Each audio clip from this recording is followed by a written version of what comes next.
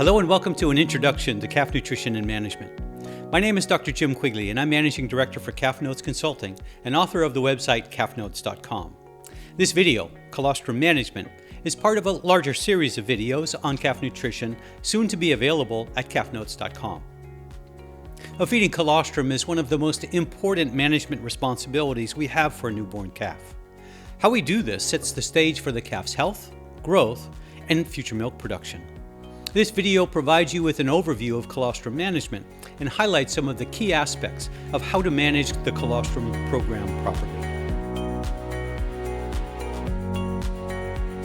Hello and good day.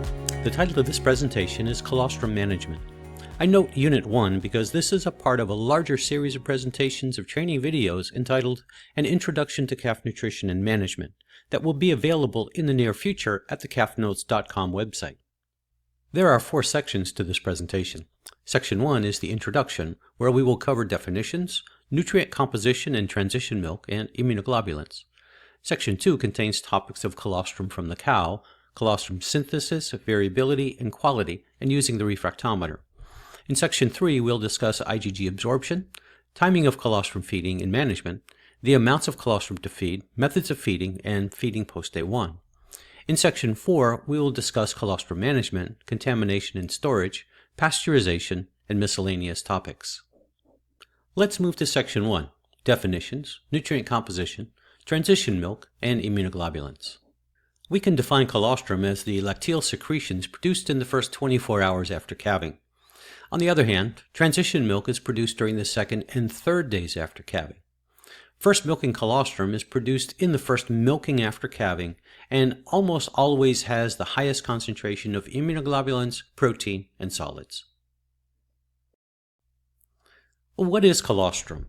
Colostrum is more concentrated in solids and fat and protein, as well as many growth factors and hormones. Here to the right in the table, we see the concentration of solids, fat, protein, and Ig in an average of over 600 samples of colostrum taken from around the United States by researchers at Iowa State University and published in 2011. Colostrum is the primary source of immunoglobulins, including IgG, the primary immunoglobulin found in colostrum. Colostrum composition is highly variable from cow to cow. The ranges in the table for minimum to maximum show clearly how variable colostrum composition can be. Parity has a strong influence in colostrum composition.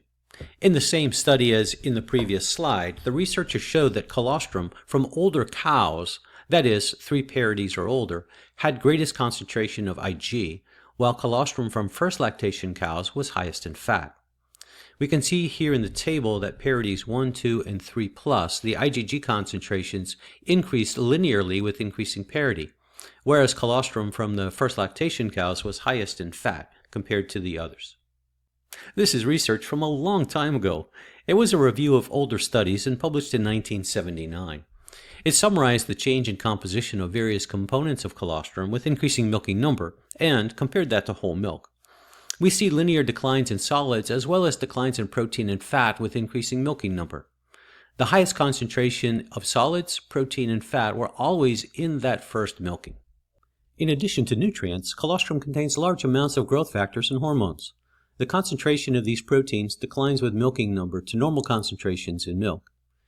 In the table to the right, we see the concentration ranges of several growth factors in colostrum, including IGF-1, IGF-2, insulin, lactoferrin, lysozyme, and lactoperoxidase.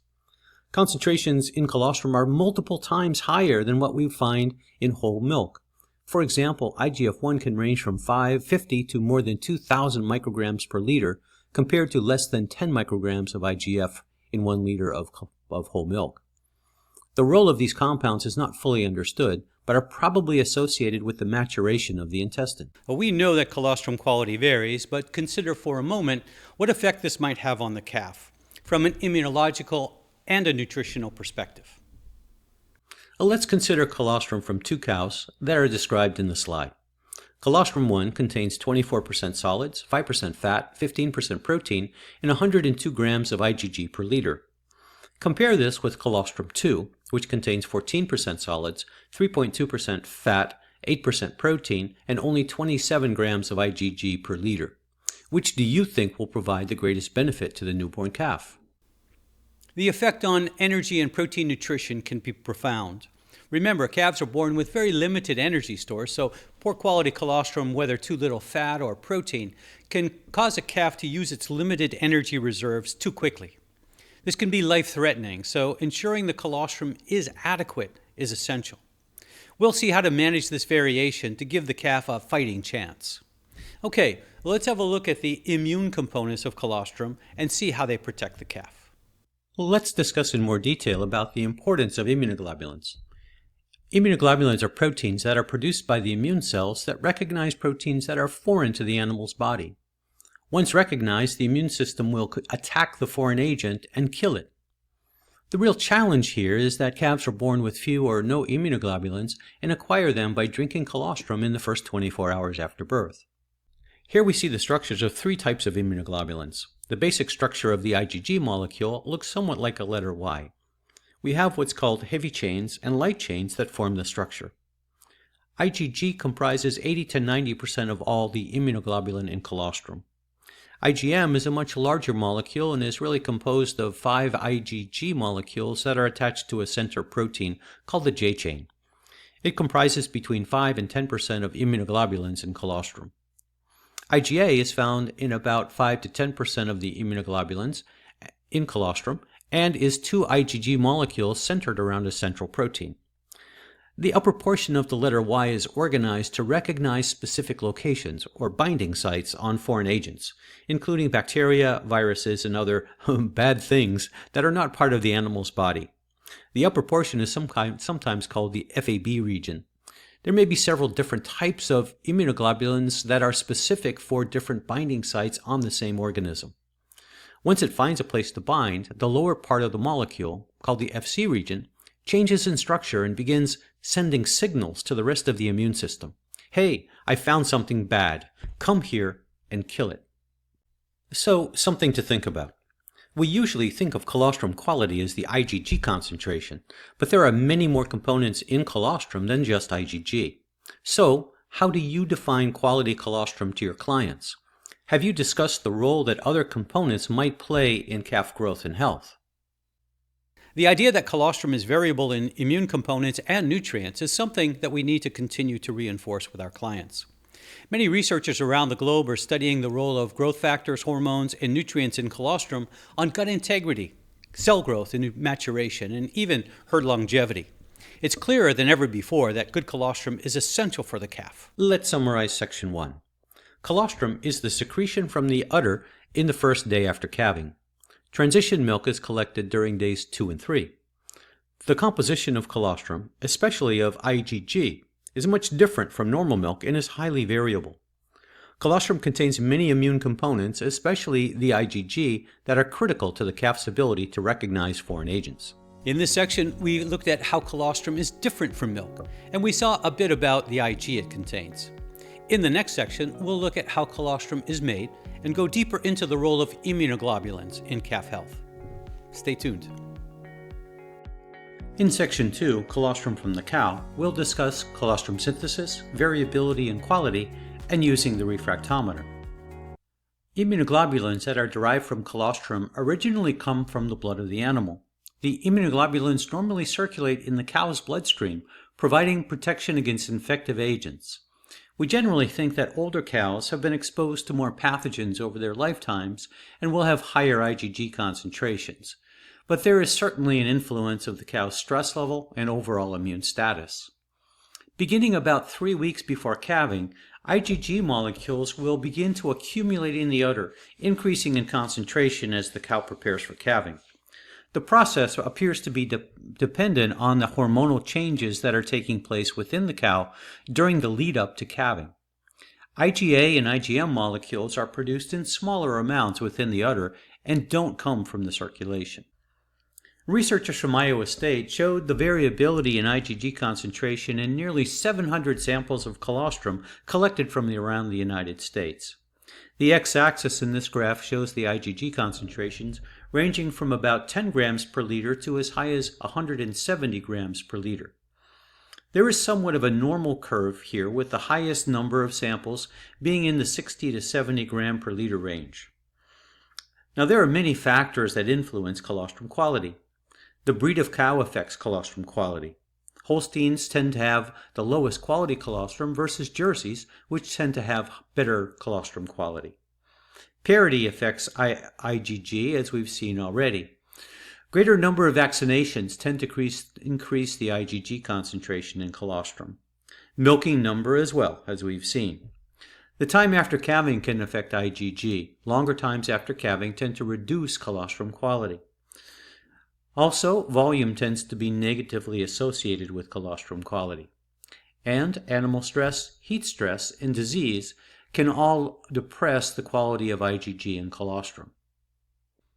Here's a summary of a number of studies that show different averages and ranges in IgG concentration from all over the world. One that I'd really like to point out is the one here from Gullickson, where they collected samples from over 1,200 animals. Look at the range, the minimum of 4 grams per liter to as high as 235 grams per liter. The variation in IgG concentration is really remarkable. Data from Dr. Moore at Washington State University, published back in 2005, suggested that colostrum quality declines with hour postpartum. These researchers milked 1/4 of the cow at regular intervals after calving and measured the IgG concentration. They found that waiting 6 hours resulted in a 17% reduction in IgG concentration, and waiting 14 hours resulted in a 33% reduction. The results are really quite remarkable. The more recent research, though, suggests that there may be some lag time associated with this reduction, and we may be able to wait for 4 or 6 or even 8 hours before IgG concentration begins to decline. But generally speaking, the sooner the better. With all of this variation in colostrum quality, it's difficult to know which is good quality colostrum, that is, lots of nutrients and high in IgG, and which is low quality. Factors such as color, thickness, volume are relatively poor indicators of colostrum quality. We see that colostrum is not colostrum. It varies considerably, and it's not always clear whether it's good or bad quality. Have you considered how we might get a better idea of how to identify the best colostrum from the worst? Well, let's find out. That's where the Brix refractometer comes in. A refractometer is a very simple device that simply measures the refraction or bending of light as it passes through a liquid. The solid particles within the liquid cause the light to refract or bend, and the amount of bending or refraction can be measured on a scale within the device. The Brix refractometer was originally developed to measure the sugar concentration in liquids such as beer wort or fruit juice for making wine. This simple device has been adapted for measuring colostrum quality and is positively associated with IgG concentration. This research from Kim Morrill at Iowa State University shows nearly 700 samples and the relationship between Brix concentration and IgG, and you can see that although there is an increase in IgG with increasing Brix, there's a lot of variation around the regression line. The R-square is only 0.54. Note that this relationship was for all samples taken during the study. Samples included those collected from the refrigerator and from freezers. However, if we look at the concentration of the relationship between IgG and Brix only from those samples that were collected fresh from the cow, we see a much better relationship. This suggests that handling, processing, freezing, and thawing might have an effect on the relationship between Brix and IgG. So, it's better to measure Brix straight away after collecting the colostrum compared to waiting. Researchers and veterinarians have identified a cutoff value that determines when the colostrum is acceptable. That is, it contains enough IgG to feed to the calf. We can use the cutoff value to accept or reject colostrum and make quick decisions on the farm. The accuracy of a given cutoff value was highest when the value was 21% Brix, suggesting that we can use 21% Brix as our indicator of good quality versus bad quality. Selecting 21% was most likely to be accurate or correct more often than the other cutoff values. Well, with that said, many producers use a higher cutoff as a means of ensuring a greater chance for their calves to absorb enough IgG. Now, there are many different types of refractometers available. There are optical refractometers and digital refractometers, and generally speaking, there's very little difference in accuracy or precision between them. Generally, the digitals tend to be somewhat more expensive, but are easier to use. Here's a video that was taken a long time ago where I demonstrated the use of the refractometer to measure Brix concentration in colostrum.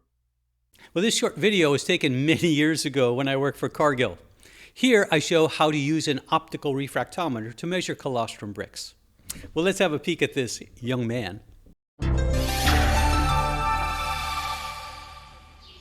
Maternal colostrum is essential for the health of the young calf. Calves must receive a sufficient amount of IgG or antibody in the first 24 hours to protect the calf against disease. Colostrum from cows can vary dramatically from cow to cow for many different reasons.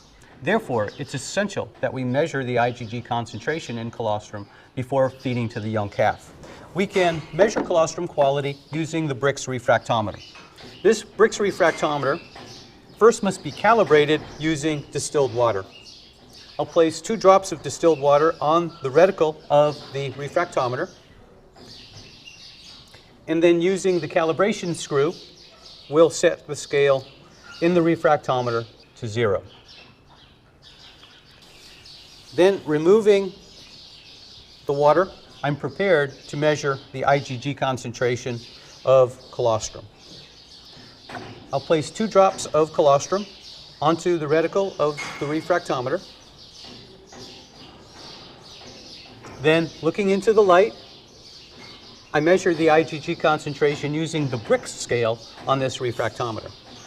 A Brix reading of greater than 21% indicates that the colostrum has sufficient IgG, greater than 50 grams per liter. High quality colostrum can then be fed to the calf early in its life for optimal health protection. I'm a big believer in standard operating procedures, or SOPs, and believe they're essential for managing colostrum variation. So, what kinds of things should be included in an SOP? Well, here are a few points. How soon after calving should the colostrum be collected? How is it collected, by hand or by machine? Are all of the workers trained on using whatever device is being used to collect the colostrum? How is the colostrum collection equipment sanitized? How do we measure the Brix concentration? Where is the refractometer? How do we keep it clean? How do we calibrate it? And ultimately, how do we record the values that we can manage the variation from day to day? Now, let's stop for some reflection and discussion. Brix refractometers measure total solids in colostrum, not IgG itself. However, there's a reasonably close relationship between solids and IgG.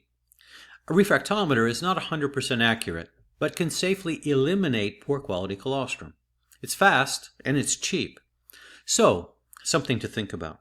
What proportion of your clients use a Brix refractometer to estimate colostrum quality? And what is the most common cut point for good versus poor quality used in your experience? I think it's important to remember that Brix is not 100% accurate when estimating IgG. I think about it this way. If the colostrum is high in Brix, it may be high due to lots of proteins other than IgG, or it might be due to a lot of fat, or it might be due to the IgG. There's going to be some uncertainty about it. On the other hand, if it's low, I can be pretty sure that it's not going to be good enough from any perspective to feed to the calf. In this way, we can eliminate the poorer quality colostrum and increase the probability of success. We've been talking a lot about quality. Well, what about quantity of colostrum a cow makes? Well, let's see. Variation in the colostrum program is the amount of colostrum produced. Many cows produce too little colostrum to feed to their calves. This seems to be especially a problem with Jersey cows. The exact cause is unclear, but may be related to pre-calving stress, genetics, and photoperiod. We see here in the chart to the right that there's a definite time trend between calving week and colostrum yield for parity 1 in the black line and 2+ in the gray line. You see that during the end of the year, the amount of colostrum produced, especially for older cows, was sometimes as little as 1 to 2 kilos.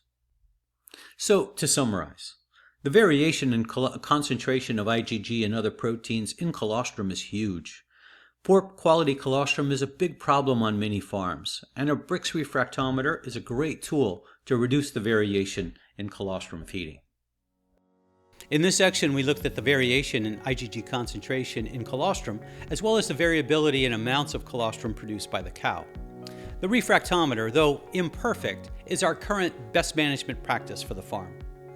In the next section, we'll discuss feeding colostrum and the impact that age at feeding has on passive immunity. It's important, and you'll not want to miss it. In Section 3, we'll discuss IgG absorption, the timing of colostrum feeding, amounts to feed, and methods in feeding post-day 1. IgG absorption in newborn calves. Newborn ungulates, or hoofed animals, including cattle, horses, swine, sheep, and goats, are born without immunoglobulins in their bloodstream. Newborns of other species, including humans, dogs, and cats, have varying levels of IgG in their blood. This is related to the mother's placenta and the ability of the IgG to cross it. Animals with thicker or larger placentas, like cows, prohibit the IgG from crossing into the bloodstream of the newborn. Newborn ungulates obtain immunoglobulins from the consumption of colostrum. The intestine of these animals has the unique ability to absorb immunoglobulins and other proteins without digestion for a limited period of time. After this time, it's called closure, the animal can no longer absorb macromolecules without first digesting them. The actual time of closure depends on the species of animal and circumstances of birth, prenatal conditions, stress, and the time of feeding. For piglets, it's about 72 hours. In calves, closure occurs around 24 hours. The graph on the right shows a hypothetical model of the loss of IgG absorption. That is, the apparent efficiency of IgG absorption, or AEA, declines as the calf gets older, so early in life the calf absorbs more IgG, but by around 24 hours that ability is gone. Closure is related to the turnover of intestinal cells, production of digestive enzymes in the intestine, and production of acid in the abomasum. The apparent efficiency of IgG absorption, or AEA, is an index we can use to estimate the calf's ability to absorb IgG. This slide shows the progression of IgG absorption in the intestinal cell. In step 1, the intestinal cell begins to form a vacuole. This is the process of endocytosis. Anything in the lumen of the intestine will be allowed to enter, including IgG, proteins, sugars, fats, and even bacteria if they're present in the intestine. This process is nonspecific. That is, whatever is in the lumen can enter the vacuole. The vacuole will continue to grow, accepting lumen contents, as we see in step 2. At a certain point, the vacuole will seal and begin to move across the intestinal cell, as indicated in step 3. Now, in step 3, we see small digestive vacuoles that contain digestive enzymes. Early in life, these digestive vacuoles shown here are relatively underdeveloped, but over time they will begin developing to a greater extent and increasing the rate of digestion. They release digestive enzymes into the cell and break down many of the factors that are inside the vacuole. Note that IgG are bound to specific receptors in the vacuole called neonatal Fc receptors, and they are protected from digestion. Once the vacuole crosses the cell, the contents of the vacuole are released and the process will continue. Over time, endocytosis slows down, and by about 24 hours it stops altogether, and the calf can no longer absorb IgG without digesting them first. When it comes to feeding colostrum, the idea that timing is everything is very, very important. I want to show you this by sharing the results of a study conducted in the UK in 1977. In this study, the researchers took two groups of calves. The first group of calves was fed colostrum of some undetermined quality, but about 1 to 2 liters of colostrum shortly after birth. And a short time later, they were infected with E. coli. Now, infecting calves with E. coli is not generally a best management practice, but the researchers were specifically interested in the protective effect of colostrum. Interestingly, none of these calves got sick, and none of them died. In the second group, the researchers repeated the process, except they gave the E. coli first and then fed the calves colostrum. 75% of these calves got sick and died. The researchers concluded their paper by writing, "Colostrum must be fed prior to infection." It really makes the point that the sooner we can get colostrum into the calf, the better. This is especially true if there are potential pathogens in the environment. Dirty calving pens, multiple cows in the calving area, etc. are all potential sources of infection. And if the calf ingests anything before getting colostrum, the risk of morbidity or mortality skyrockets. The sooner we feed colostrum, the better. We can use a little math and this hypothetical efficiency curve to estimate the serum IgG concentrations that might be achieved if we feed different types and amounts of colostrum. Let's look at an example. We'll feed 2 liters of colostrum as soon as possible after birth, within about the first half hour, and then we'll feed a second 2 liters of colostrum at 12 hours of age. We use the AEA curve to estimate the efficiency of absorption. We assume the colostrum is 50 grams per liter of IgG, and we do this calculation. We add to that the second feeding with a 10% efficiency. This then is the total IgG absorbed into the bloodstream. To estimate the IgG concentration per liter of serum, we need to know the volume of blood. We estimate that a calf has about 9% of its body weight as blood, or serum volume. So we can do this math and calculate that the serum IgG concentration after this feeding program will be about 13.6 grams of IgG per liter. Traditionally, we've used the value of 10 grams per liter as an indicator of successful passive transfer. That is, calves would be less likely to get sick and die if they had more than 10 grams of IgG per liter of serum. So in this case, using 10 as our standard, then we achieve successful passive transfer, and this calf would be at a relatively low risk of dying. Now let's look at another example.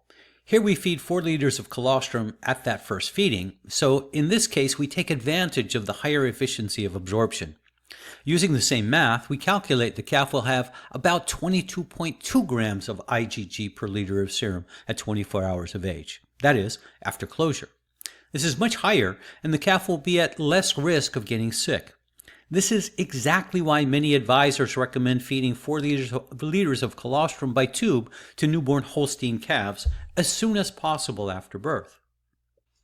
If we feed these calves later, that is, we feed the same 4 liters but at 8 hours of age, then we lose the ability to absorb IgG efficiently, and the calf will absorb only a hypothetical efficiency of 20%. The resulting serum IgG is only 9.9 grams per liter. Finally, if we're using poor quality colostrum, that is 25 grams per liter instead of 50, we see a very low calculated serum IgG concentration. I think this shows clearly the importance of high quality colostrum to the calf. As I mentioned, we traditionally use 10 grams per liter as our indicator of successful passive transfer. In 2020, a group of researchers from around North America gathered together to reevaluate data from the NOM study that was conducted in 2016. In the NOM study, data were available for both serum IgG concentrations and how many calves got sick and died. The researchers conducted an analysis and published their evaluation and made new recommendations for herd-level passive immunity. They evaluated both morbidity and mortality rates. For mortality, 10 grams per liter was okay. That is, calves with much higher than 10 grams of IgG per liter would not experience significantly lower percentage mortality risk compared to calves with 10 grams per liter. However, to reduce morbidity, higher levels of serum IgG were needed. And so they recommended that calves on a herd level, calves should fall into one of 4 categories. The first category was excellent, 25 grams of IgG per liter or more. 40% of calves on the farm should be in this category. 30% of calves should be in the good category with serum IgG between 18 and 24.9. Only 20% of calves should fall into the fair category, that is, between 10 and 17.9 grams per liter. And finally, less than 10% of calves should have serum IgG less than 10 grams per liter. This new standard is being incorporated on farms around the world, and it is having a positive effect on calf survival and growth. These new recommendations are important. The group that worked on the project recognized that we wouldn't make a significant impact on calf morbidity until we raise the bar and increase the amount of serum IgG a calf achieves. This is a more complex approach, but many progressive producers have protocols in place to monitor the percentages we just viewed. We've been talking about getting IgG into the bloodstream. What happens to them once they get there? Well, let's find out. We've been thinking about how do we get immunoglobulins into the bloodstream in the first 24 hours, but what happens to them after? The calf will reach its peak IgG concentrations at about 24 hours of age, as IgG are absorbed from the intestine. Remember, at this early age, the calf isn't making its own IgG and completely relies on IgG from colostrum. Once this peak concentration is achieved, it's normal for the concentration to gradually decline. An important question is, where do they go? To understand this phenomenon, called half-life, we need to think about intestinal immunity for a moment. We know that the intestine is always on guard, looking for potential pathogens like those shown here in the red stars. And there's extensive immune tissue to monitor what's happening in the intestine. When one of these pathogens interacts with the immune tissue in the intestine, shown here as an M cell, immune cells migrate into the area and begin producing immunoglobulins, in this case IgA, that are released back into the lumen of the intestine to protect the animal. These IgA are relatively resistant to digestion, so they work in the lumen, interacting with the pathogen and stopping attachment, or mounting an immune response to kill the pathogen. IgA are really important to what's called intestinal immunity. In addition, remember those colostral immunoglobulins in the bloodstream? Well, they can be resecreted into the lumen of the intestine, primarily through these crypt cells. They are released back into the intestine, and they also protect the calf against anything that might be in the intestine. They also play an important role in intestinal immunity. But this also means that we can provide immunoglobulins orally and potentially provide additional immune components to the calf. One way we can do this is to add colostrum to milk. And here in this study, calves were fed either 7, 8.5, or 10% of body weight of colostrum in the first feeding after birth. Thereafter, they were fed transition milk for 0, 2, or 4 feedings. In the chart on the right, the 3 bars indicate the 3 treatments: dark blue for the negative control, 2 feedings in pale blue, and 4 feedings in royal blue. The outcomes: nasal infections, eye and ear infections, fecal events and scours, and respiratory events were recorded. Calves fed transition milk had a reduction in the risk of nasal and eye or ear infections. There was no effective treatment on scours or respiratory infections, but this shows the potential benefit of providing oral immunoglobulins as a way of promoting and providing intestinal immunity. In another study, calves were fed colostrum for day 1 and then a mixture of colostrum and whole milk for the next 14 days. There were 3 treatments: whole milk only, milk plus 350 grams of colostrum, or milk plus 700 grams of colostrum. Calves fed additional colostrum at either level had a much lower risk of fever, depression, and pneumonia. Diarrhea events were reduced at the higher colostrum inclusion. There was no effect on intake, but daily gain in efficiency were improved with more colostrum feeding. We're not exactly sure if this was because there are more nutrients in transition milk versus whole milk, but that's certainly a possibility. Let's stop for some reflection and discussion. Our goal is to feed calves soon enough with colostrum that is strong enough, that is, high in IgG, to achieve high circulating IgG concentrations. Continued feeding after 1 day will confer additional health benefits.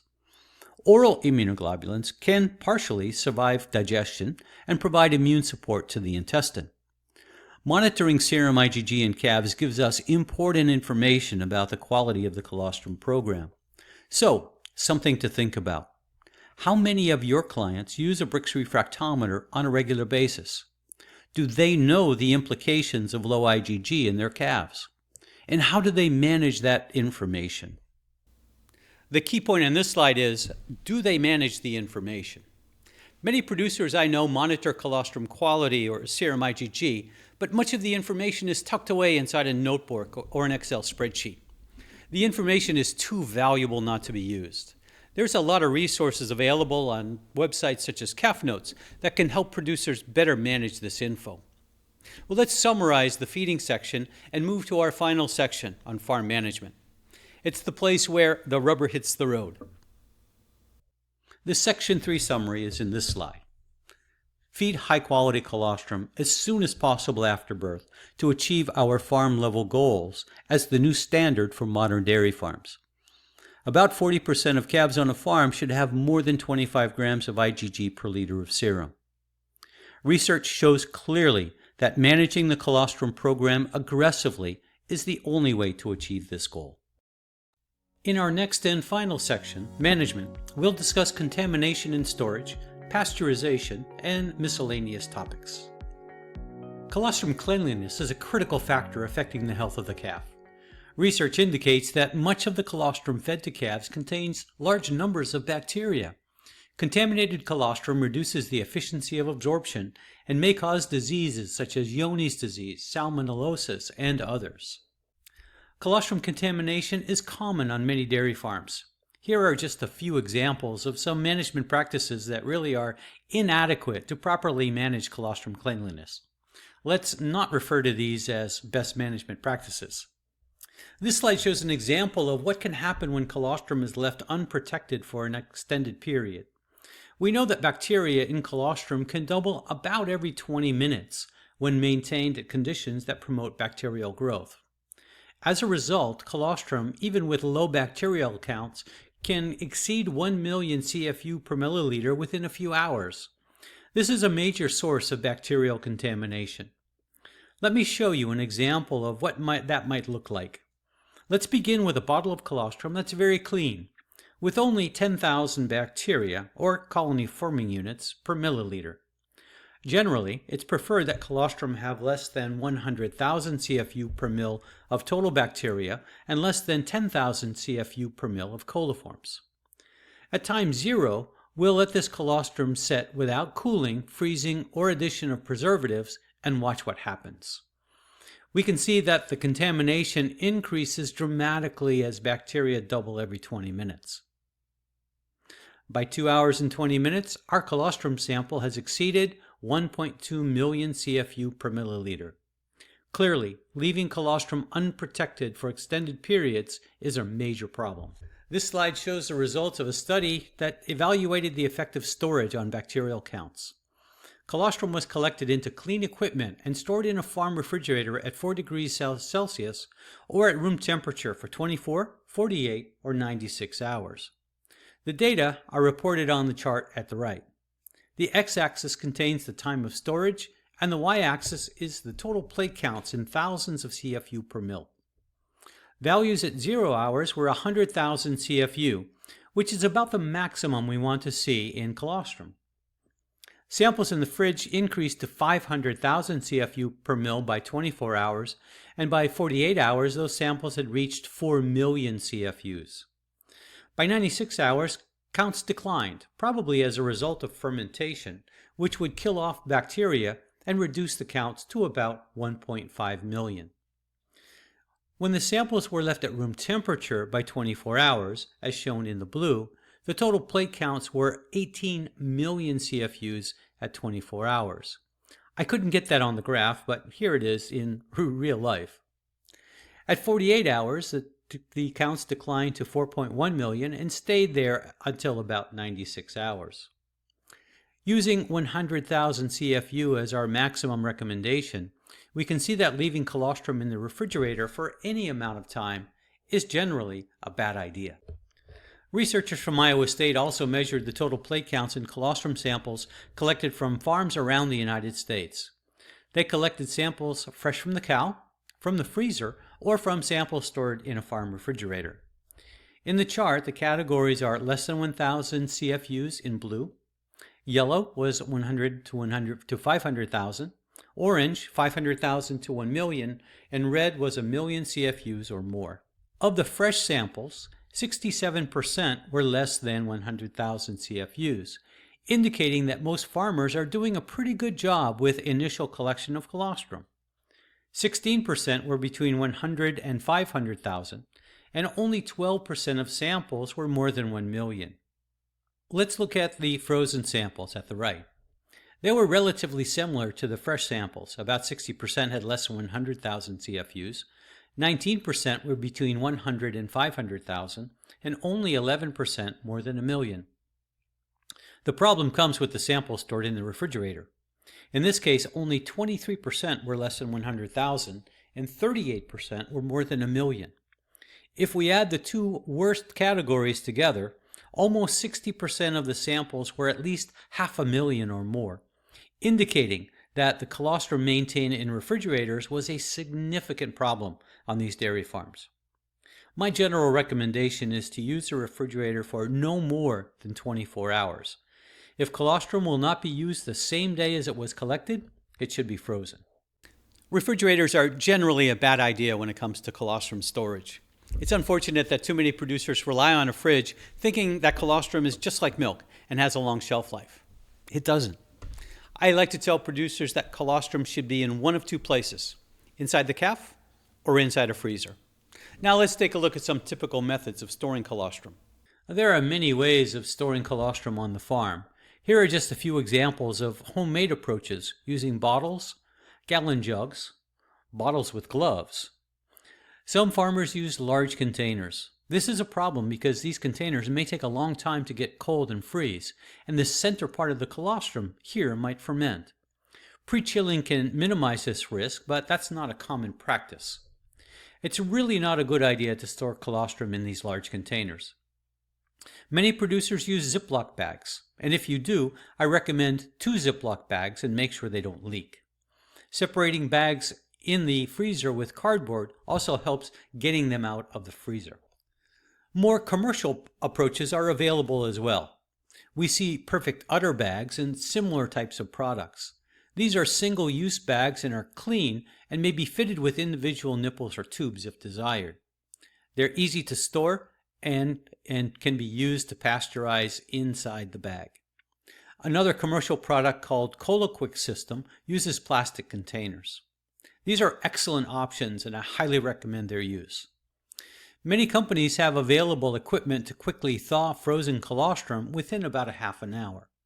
Some of this equipment is combined with pasteurization so you can pasteurize, freeze, and thaw the colostrum with minimal additional equipment. Pasteurizing colostrum has been evaluated in many studies. There is a clear effect of time and temperature and its effects on colostral IgG, viscosity, and ultimately the efficiency of IgG absorption. Most research has concluded that the optimal parameters for pasteurizing are 60 degrees Celsius for 60 minutes. No more, no less.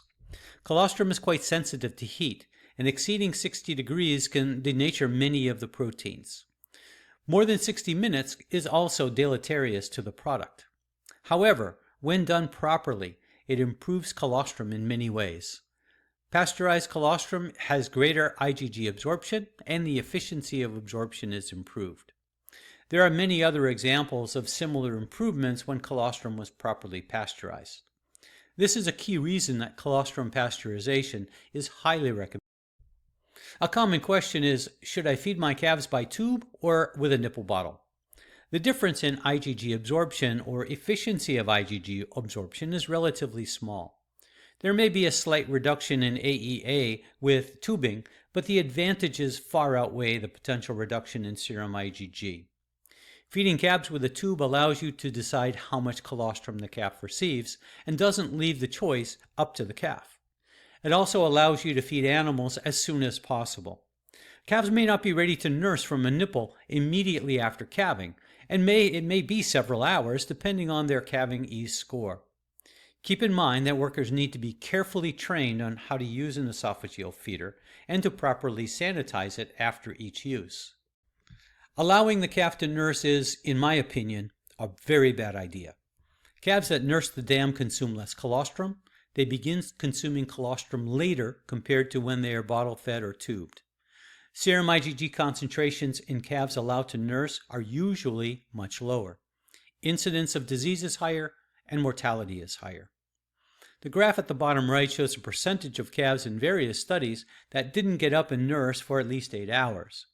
From 18 to 42% of calves were delayed in suckling, and as a result had lower serum IgGs, and fewer calves reached our target serum IgG concentrations. Now let's stop for some reflection and discussion. Consuming colostrum is so important to the health of the calf that the process must be taken seriously. Written protocols are recommended for everyone to follow, and records should be kept. So, something to think about. Do your clients know the variation in their overall colostrum program? How do your producers manage the feeding and storing of colostrum? And what weak links are there that are easy to spot? If we step back and look at the bigger picture, the overall colostrum program, it seems to come down to monitoring and managing the variation in the process. Colostrum quality, feeding strategies, and the calf itself all contribute to the variation we see in herd-level immunity. It's important for producers to have specific protocols in place that are understood and carefully followed by everyone on the farm. This is key to colostrum success. Cleanliness of colostrum is often a weak link in the program. Colostrum should be less than 100,000 CFUs per milliliter of total bacteria and less than 10,000 CFUs per milliliter of coliforms. Pasteurization is valuable.